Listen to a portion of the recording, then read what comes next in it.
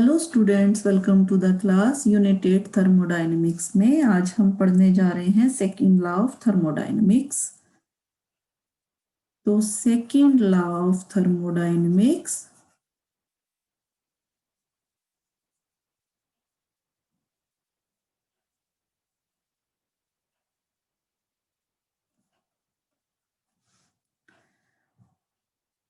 most of the thermodynamic processes in nature proceed in one direction but not in opposite direction। ये हम जानते हैं। For example we know heat always flow from a hot body to a colder body। जिस तरह से मान लीजिए यहाँ पे हमारे पास चाय या कॉफी है एक कप में, तो हमें पता है अगर चाय गर्म है, इसका टेम्परेचर मान लीजिए 80 डिग्री है या 90 डिग्री या 70 डिग्री कुछ भी है, अगर बाहर का टेम्परेचर मान लीजिए 30 डिग्री है, तो हमेशा चाय जो है इसमें से हीट जो है सराउंडिंग में फ्लो करेगी।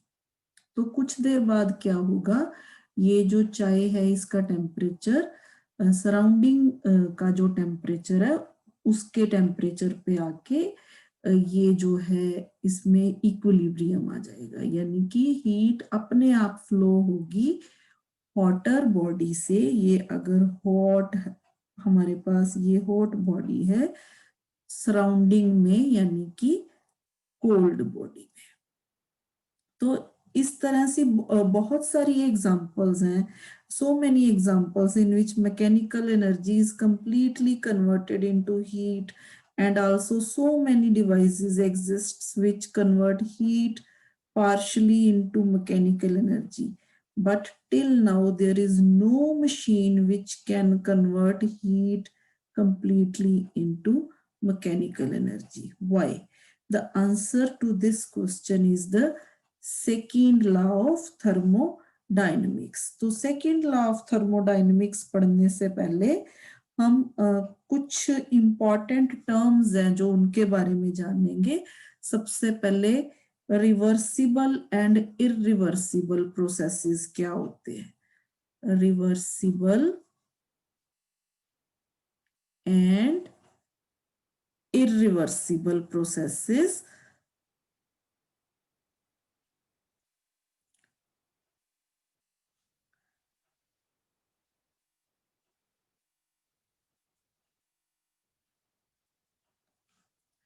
तो रिवर्सिबल प्रोसेसेस ऐसे प्रोसेस हैं that can be made to proceed in the reverse direction. जो भी प्रोसेस अगर हम उसको रिवर्स डायरेक्शन में प्रोसीड कर सकें तो उनको क्या कहते हैं हम, रिवर्सिबल प्रोसेस।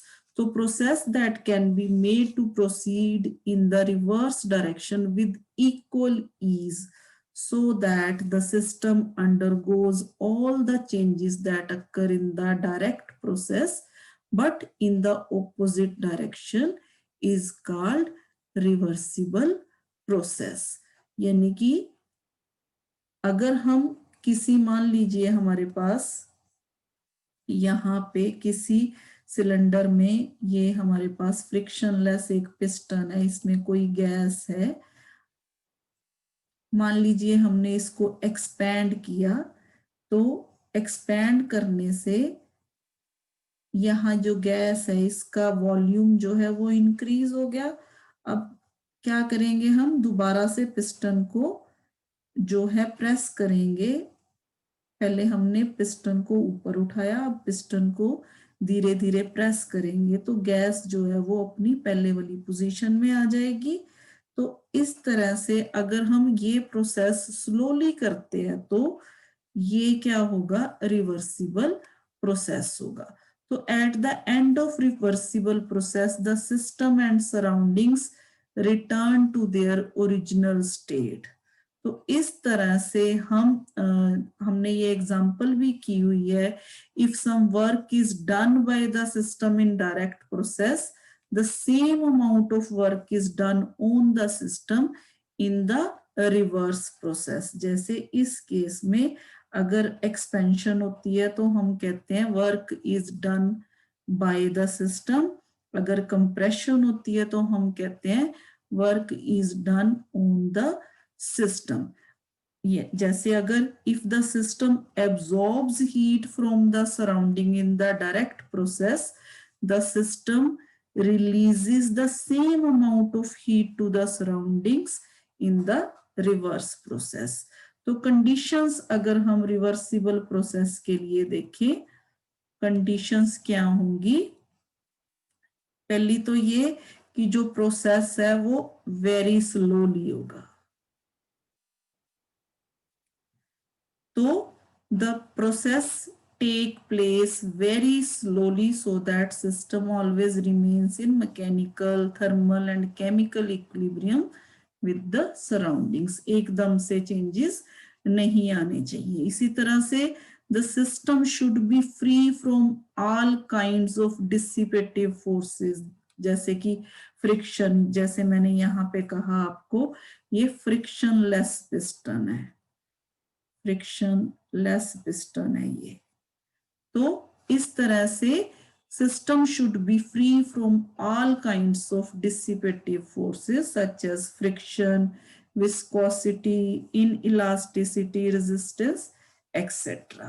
तो फ्रिक्शन वगैरह ये सारी चीजें जो हैं, विस्कोसिटी, ये सब नहीं होनी चाहिए।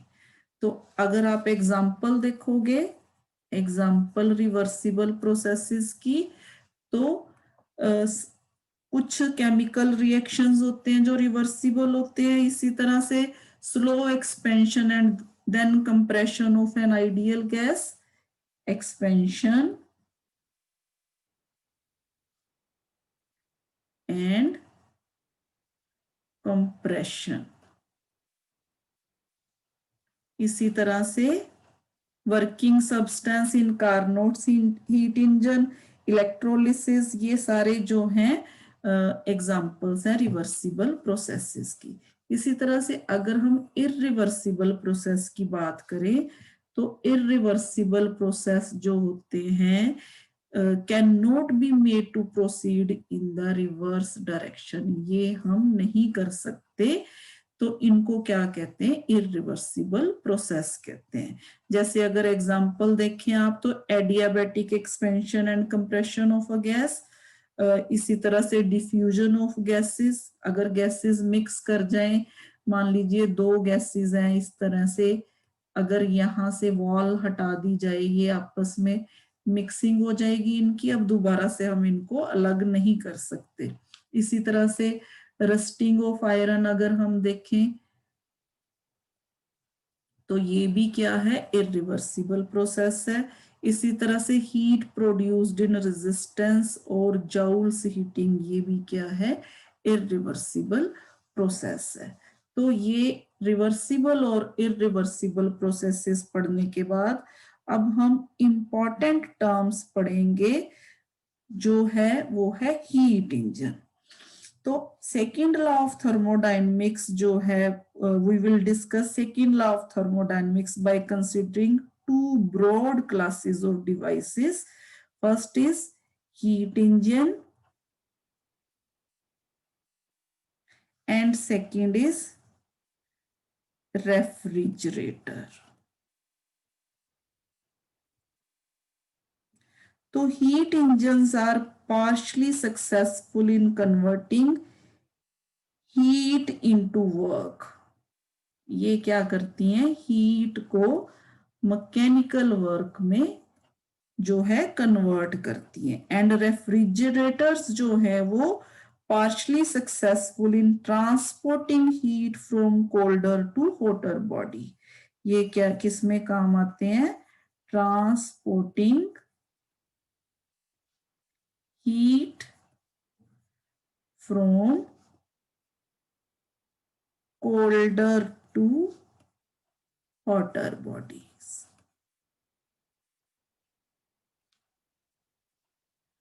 तो अब हम सबसे पहले देखेंगे what is heat engine. Very interesting और इंपॉर्टेंट है ये। Now what is heat engine?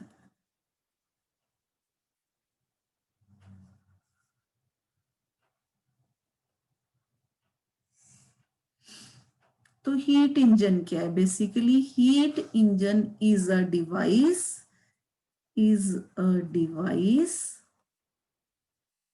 which converts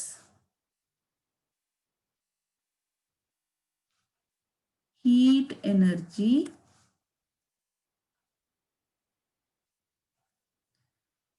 into mechanical energy.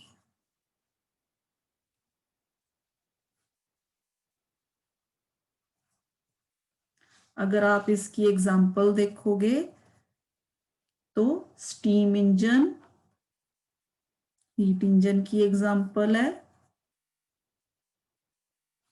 इसी तरह से डीजल इंजन,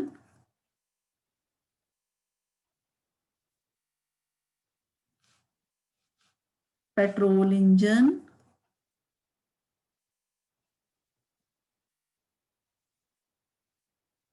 एक्सेट्रा। ये सारी एग्जांपल्स हैं हीट इंजन की।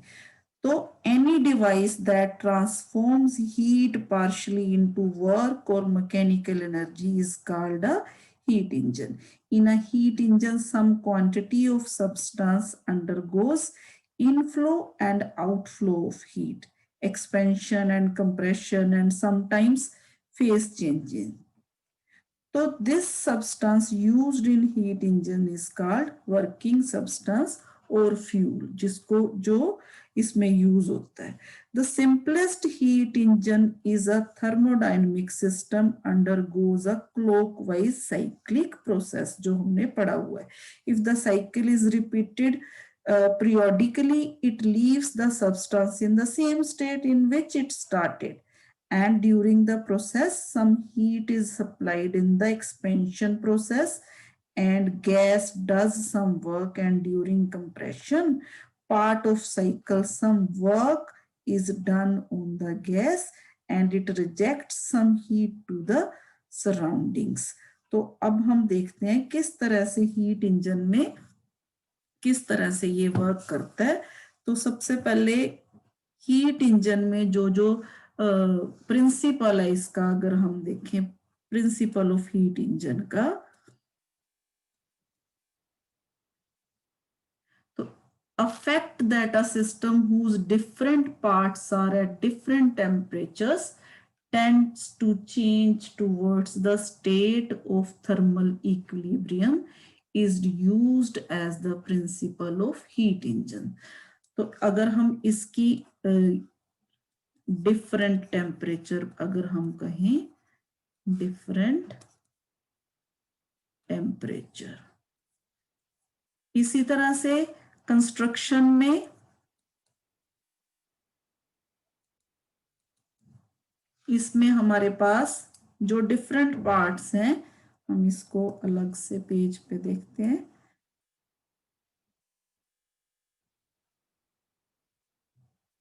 तो सबसे पहले इसमें होगा source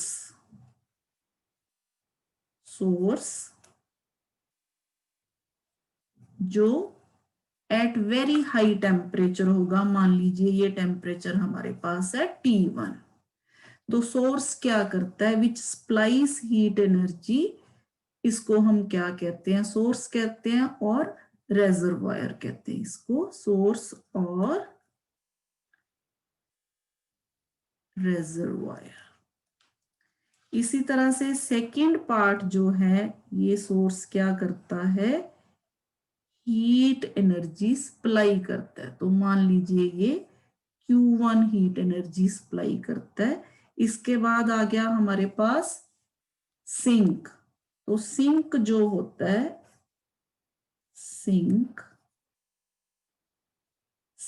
a cold body maintained at very low temperature, मान लीजिए T2। तो this is sink cold body. तो इसको हम हॉट बॉडी बोल देते हैं।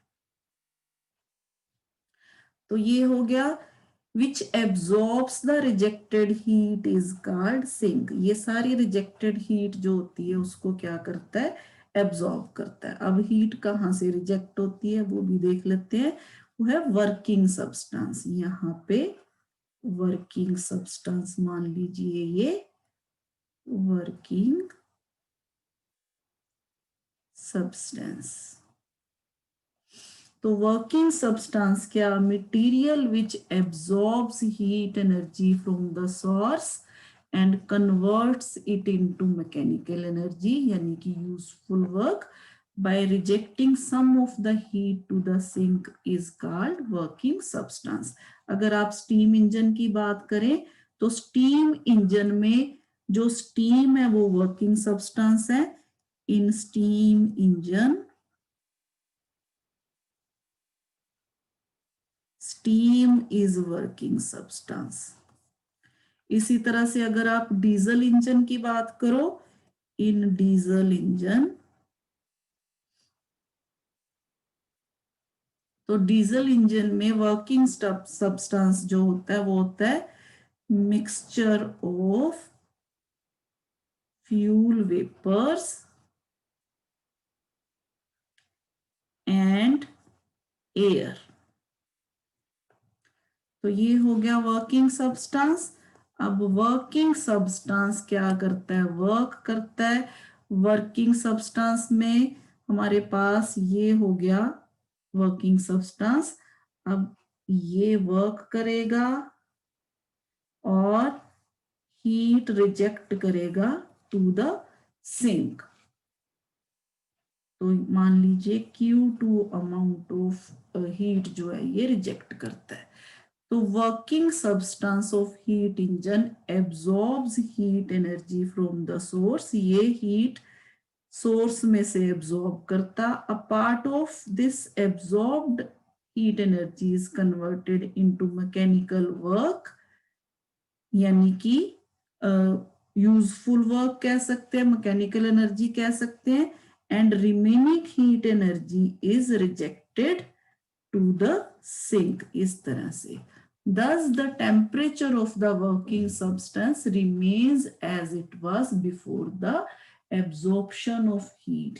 क्योंकि मैंने अभी आपको बोला ये साइक्लिक प्रोसेस है, तो साइक्लिक प्रोसेस में दोबारा से अपनी पहले वाली पोजीशन में आ जाएगा वर्किंग सब्सटेंस है।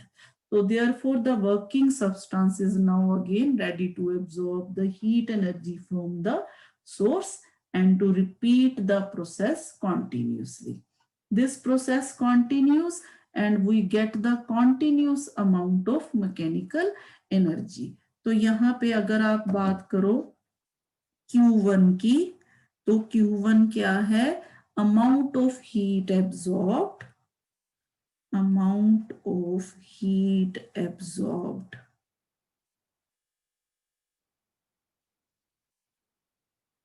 by working substance।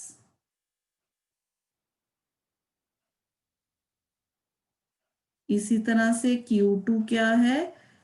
Amount of heat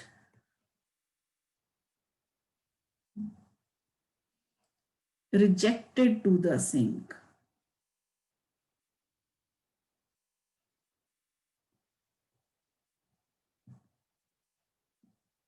और यहाँ पे हमारे पास आएगा वर्क डन W, या मैकेनिकल एनर्जी या वर्क परफॉर्म। ये किसके बराबर होगा? ये होगा कितनी अमाउंट ऑफ हीट ली और उसमें से कितनी अमाउंट ऑफ हीट जो है वो सिंक को दे दी। तो W इज मैकेनिकल एनर्जी और work performed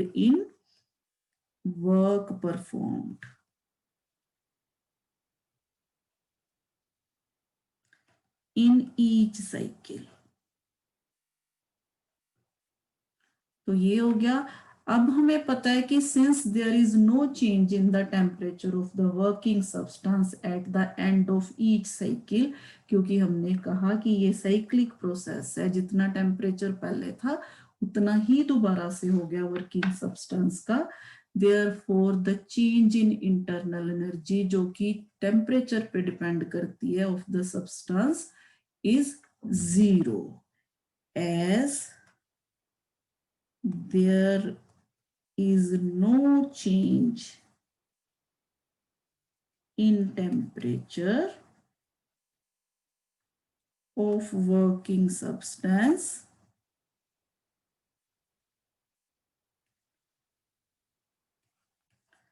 so change in internal energy जिसको हम U से रिप्रेजेंट करते हैं it must be zero. Now according to first law of thermodynamics,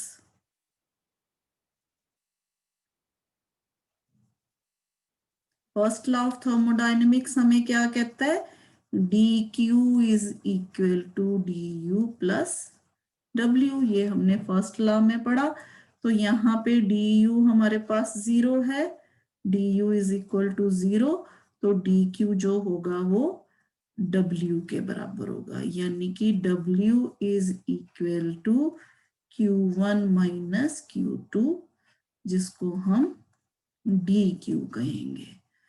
तो यहां से अगर हम इसी इक्वेशन से अब हम देखेंगे व्हाट इज एफिशिएंसी ऑफ या thermal efficiency of heat engine. It is called thermal efficiency of heat engine.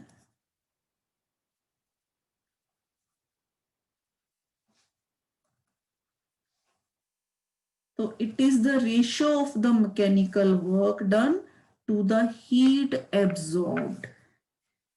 Ratio of mechanical work done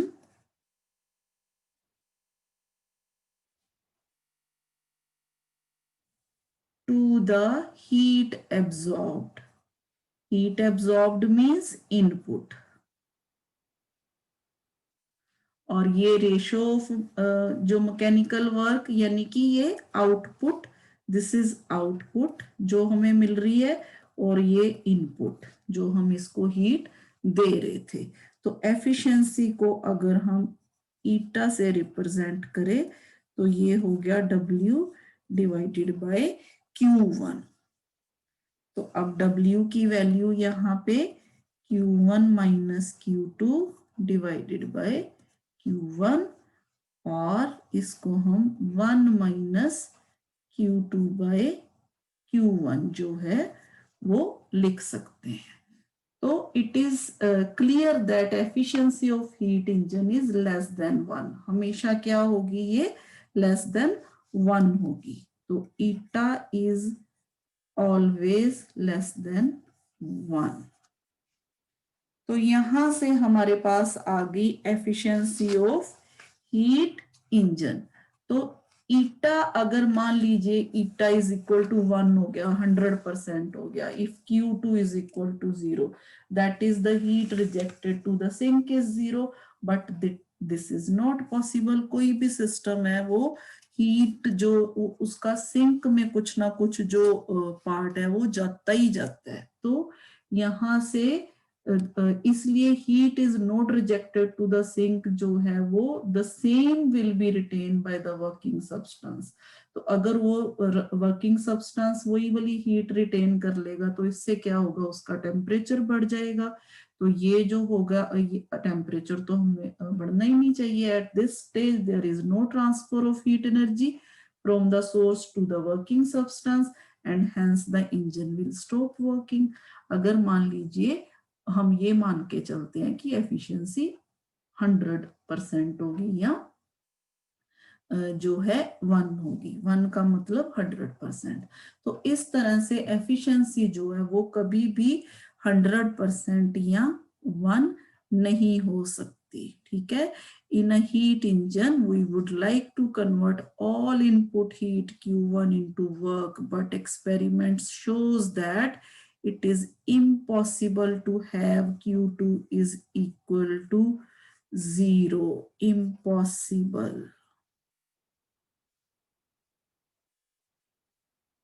तो ये नहीं हो सकता. तो इसके बाद हम पढ़ेंगे व्हाट इज रेफ्रिजरेटर. तो यहां हमने ये देख लिया कि Q2 है कभी भी 0 नहीं हो सकता. अगर 0 हो गया तो इसकी एफिशिएंसी जो है वो 1 हो जाएगी, वो 1 नहीं हो सकती। तो at the time of designing of the engine, designers always try to develop a mechanism in which the amount of useful mechanical work is as wide as possible and to keep the rejected heat as narrow as possible। पर कुछ ना कुछ heat जो है वो sink को जाएगी ही जाएगी। तो ये तो था हीट इंजन। अब हम पढ़ेंगे रेफ्रिजरेटर।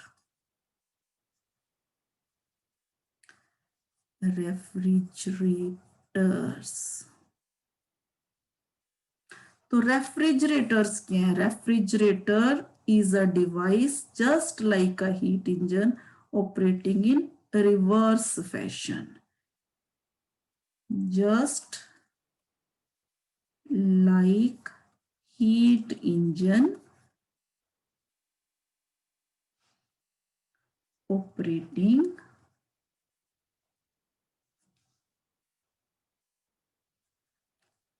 in reverse fashion।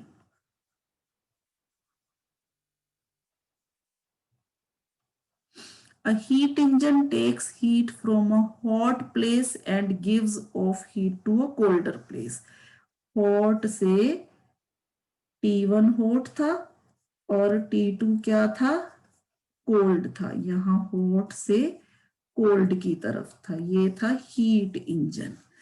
तो a refrigerator does the opposite of it, that is it takes heat from a place at lower temperature and gives it off to a place at relatively higher temperature। So heat engine has a net output of mechanical work, whereas a refrigerator requires a net input of mechanical work। जिस तरह से मान लीजिए ऊपर से कोई चीज जो है, हम यहाँ से मान लीजिए कोई चीज फेंकते हैं तो वो अपने आप नीचे आके गिर जाती है। मतलब ये फ्लो है जो वो ऊपर से नीचे, ये नेचुरल है। लेकिन अगर मान लीजिए हमें नीचे से कोई चीज ऊपर फेंकनी है तो हमें इस पे वर्क करना पड़ेगा।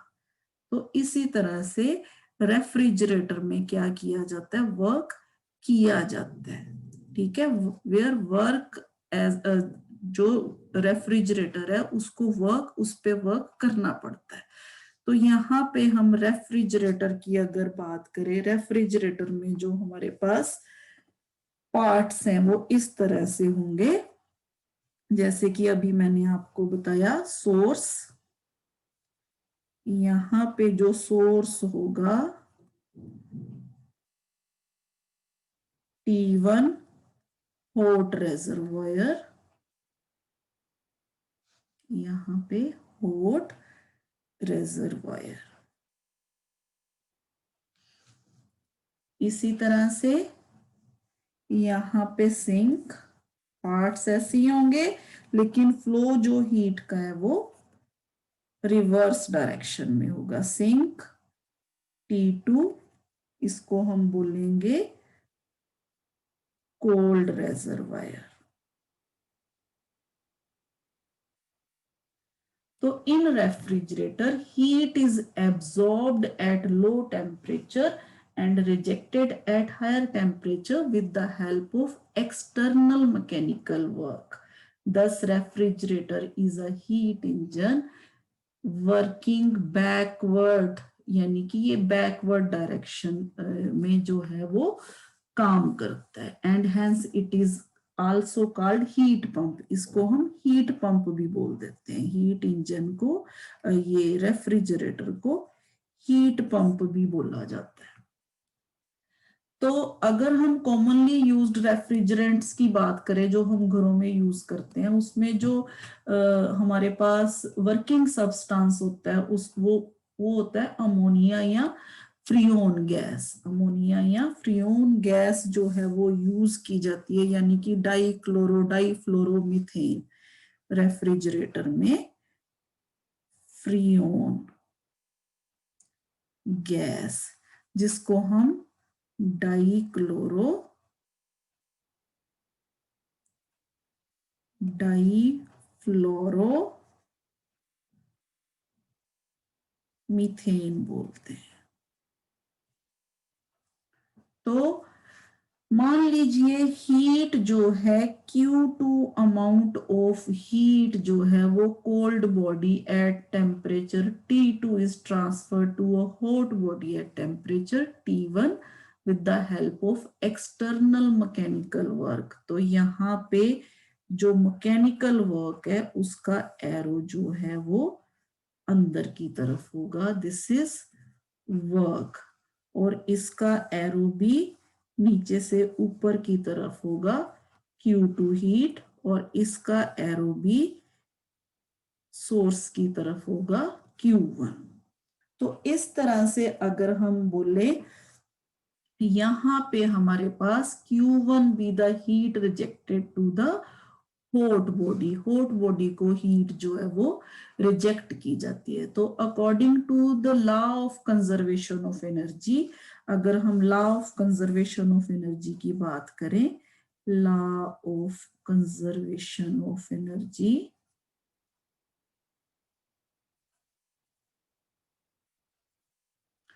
तो Q1 इज इक्वल टू किसके बराबर होगी, Q2 प्लस W के बराबर।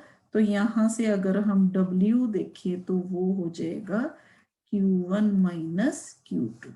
तो इंस्टेड ऑफ एफिशिएंसी वो use the term coefficient of performance in the refrigerator. तो अब हम देखेंगे what is coefficient of performance for a refrigerator. तो यहां पे हम बात करेंगे कोफिशिएंट ऑफ परफॉर्मेंस।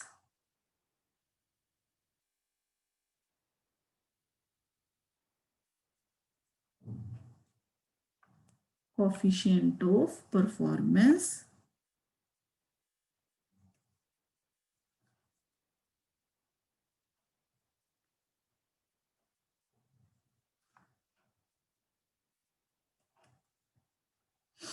तो कोफिशिएंट ऑफ परफॉर्मेंस को अगर हम मान लीजिए ई से लिखते हैं कोफिशिएंट ऑफ परफॉर्मेंस को, तो it is desired output divided by required input, desired output divided by required, क्योंकि हमें वर्क करना पड़ता है इस पे, इनपुट। तो डिजायर्ड आउटपुट क्या, heat extracted from cold body, heat extracted from cold body,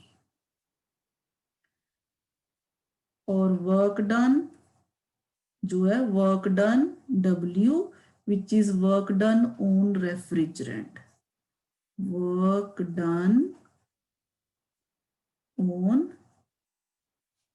refrigerant,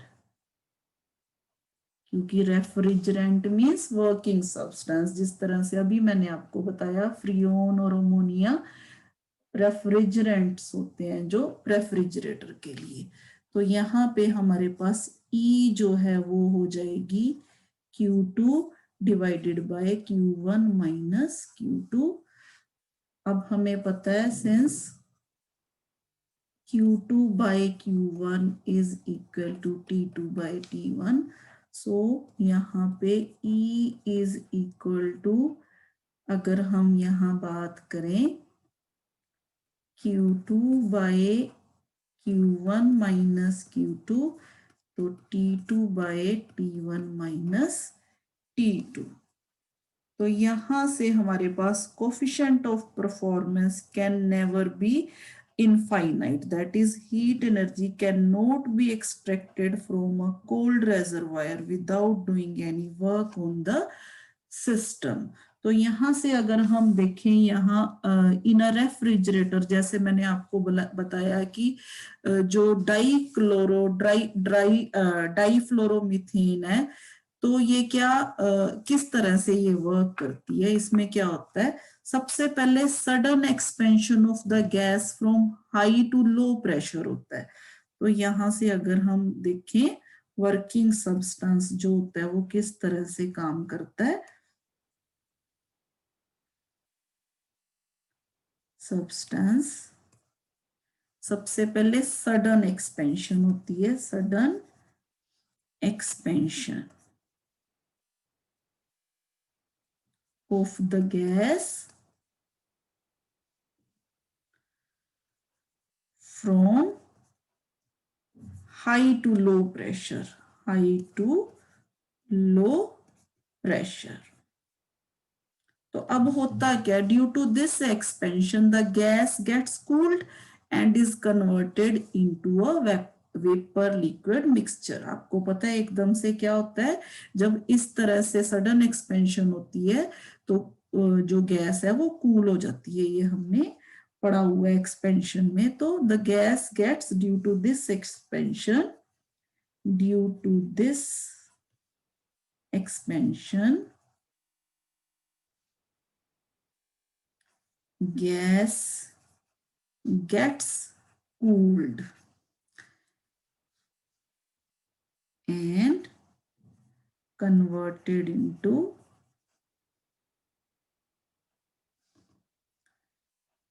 a vapor liquid mixture।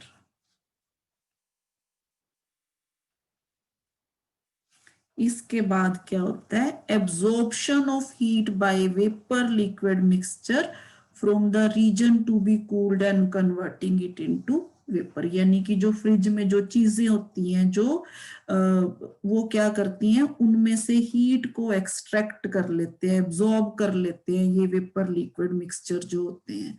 तो सेकंड में absorption of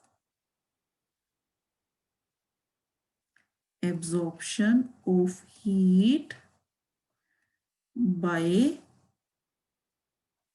vapor liquid mixture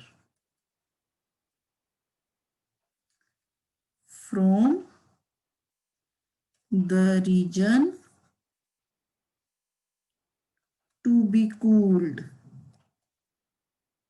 यानी कि फ्रिज के अंदर की जगह जो आपने वहां पे जो कोल्ड ड्रिंक या जो आइसक्रीम जो भी वहां पे रखा हुआ है उसमें से हीट को क्या करते हैं, ये एब्जॉर्ब करते हैं। देन उसके बाद heating up of vapors due to external work done on the system, heating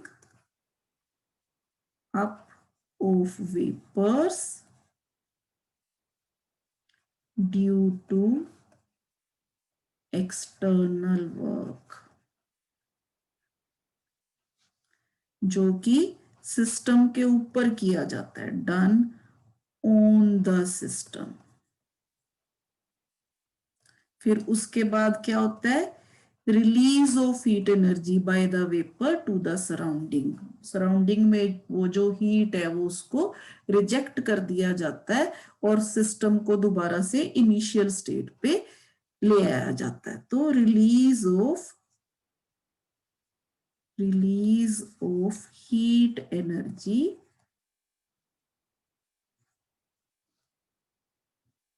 by the vapors to the surroundings,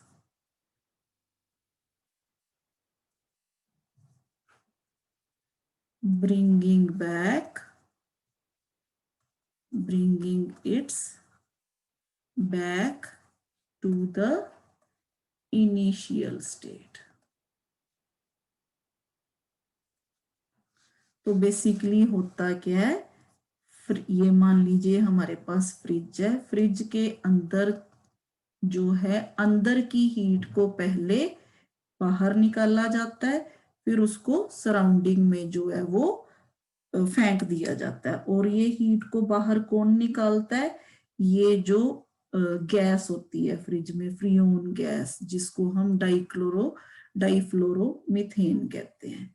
तो इस तरह से पहले ये गैस जो है ये खुद कम टेम्परेचर पे आती है, फिर हीट जो फ्रिज में से इस तरफ जाती है, तो बाद में ये जो हीट होती है ये सराउंडिंग में क्या कर दी जाती है, रिजेक्ट कर दी जाती है।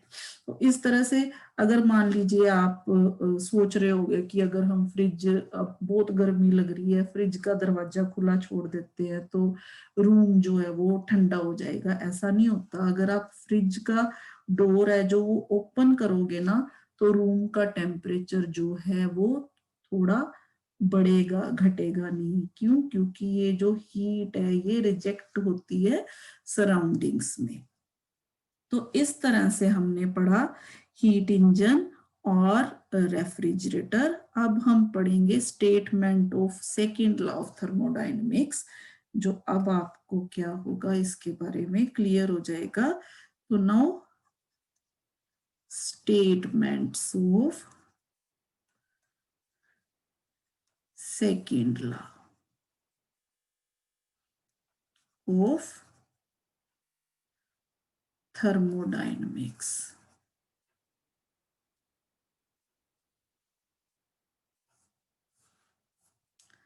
तो इसमें सबसे पहले हम पढ़ेंगे फर्स्ट स्टेटमेंट जो है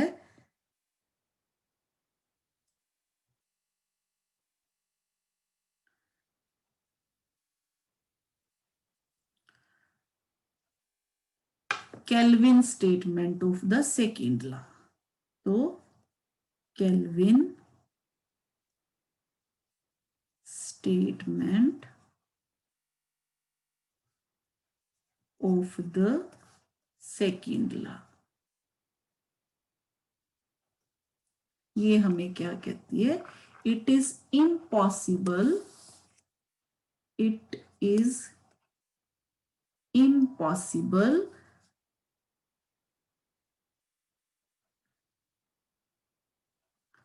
to get a continuous supply of work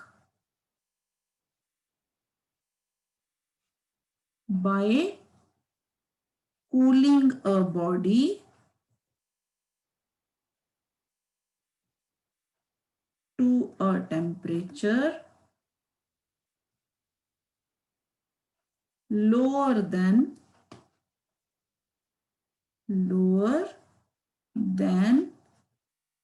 that of the coldest of its surroundings.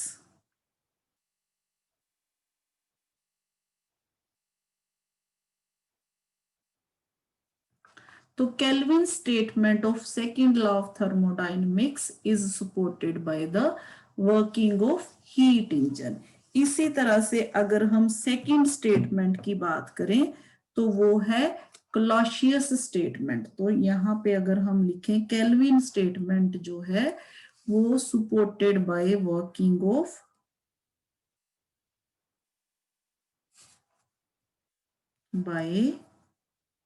working of heat engine।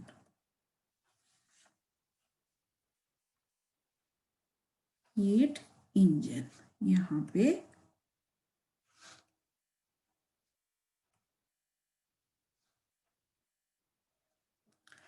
इसी तरह से अगर हम क्लॉसियस स्टेटमेंट, सेकंड जो स्टेटमेंट है उसकी बात करें तो उसको हम बोलेंगे, उसका नाम है क्लॉसियस स्टेटमेंट।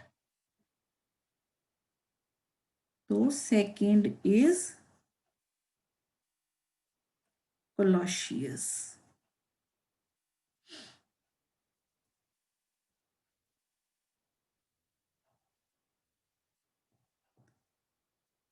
अगर आप इस स्टेटमेंट को और थोड़ा सिंपल वे से आप इस तरह से भी कह सकते हो कि it is impossible to construct a heat engine operating in a cycles that will extract heat from the reservoir and perform an equivalent amount of work. ये अगर केल्विन स्टेटमेंट में आप इसको इस तरह से भी एक्सप्लेन कर सकते हो कि एक ऐसा इंजन कंस्ट्रक्ट करना इम्पॉसिबल है जो साइकिल्स में ऑपरेट करे और extract heat from the reservoir and perform an equivalent amount of work. यानी कि सारी की सारी जो है इक्विवेलेंट अमाउंट ऑफ वर्क में कन्वर्ट करते। इसी तरह से सेकंड जो क्लॉशियस स्टेटमेंट है, it is impossible for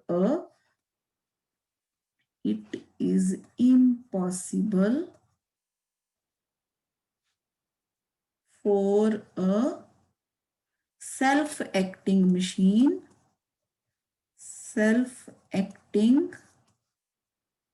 machine unaided by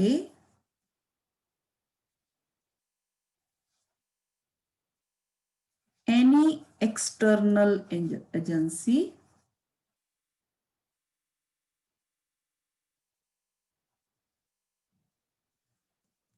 to transfer heat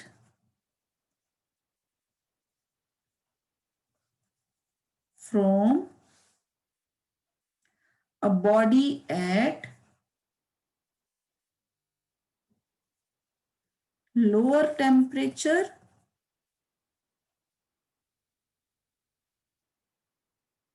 to a body at higher temperature.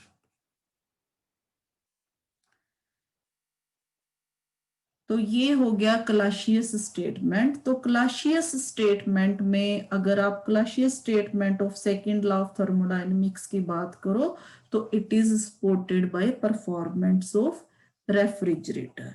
तो ये हीट इंजन और यहाँ पे सपोर्टेड बाय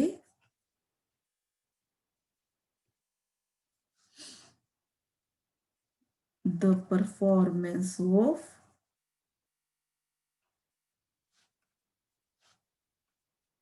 रेफ्रिजरेटर। यानी कि यहाँ पे हमने ये पढ़ा क्लासियस स्टेटमेंट में कि कोई ऐसी मशीन नहीं अब तक बन पाई जो क्या करे, हीट को जो है वो बॉडी एट लोअर टेम्परेचर से बॉडी एट हायर टेम्परेचर पे फेंके। क्योंकि हमें पता है हीट जो है वो हायर टेम्परेचर से हॉट टू हमेशा कोल्ड बॉडी की तरफ जाती है। तो अब तक कोई ऐसी मशीन नहीं बनी जो कोल्ड से हॉट तक हीट को लेके जाए और बिना किसी चीज के मदद के। जैसे मान लीजिए हमने यहाँ पे एक कप में पानी में हमने आइस फेंक दी, तो थोड़ी देर बाद क्या होगा, आइस जो है वो, क्योंकि ये आइस जो है वो कोल्डर टेम्परेचर पे है और ये पानी है जो मान लीजिए ये ज्यादा टेम्परेचर है आइस से, थोड़ी देर बाद क्या होगा, ये पानी जो है यहाँ से हीट जो है वो आइस की तरफ जाएगी और आइस जो है धीरे धीरे धीरे धीरे पिघलना शुरू कर देगी और ये इक्विलिब्रियम स्टेट में आ जाएगा। लेकिन ये पॉसिबल नहीं है कि दोबारा से जो पानी है उसमें से आइस परफॉर्म हो, यानी कि रिवर्स एक्शन में ये जो है वो नहीं हो सकता। तो यहां से हमने सिंपल वे में देखा कि क्लासियस स्टेटमेंट क्या है और इसी तरह से जो है ये केल्विन स्टेटमेंट क्या है। तो ये था हमारा। इसी तरह से हीट इंजन में भी हमने देखा कि कोई भी ऐसी जो अभी तक मशीन नहीं बन पाई जो क्या करे, पूरी की पूरी हीट को जो है मैकेनिकल एनर्जी में क्या करे, कन्वर्ट कर दे। तो इस तरह से हमने सेकंड लॉ ऑफ थर्मोडायनेमिक्स जो है पढ़ा। अब हम इसी बेस पे आगे हम पढ़ेंगे Carnot's cycle and Carnot's reservoir engine. तो आज के लिए इतना ही। Thank you.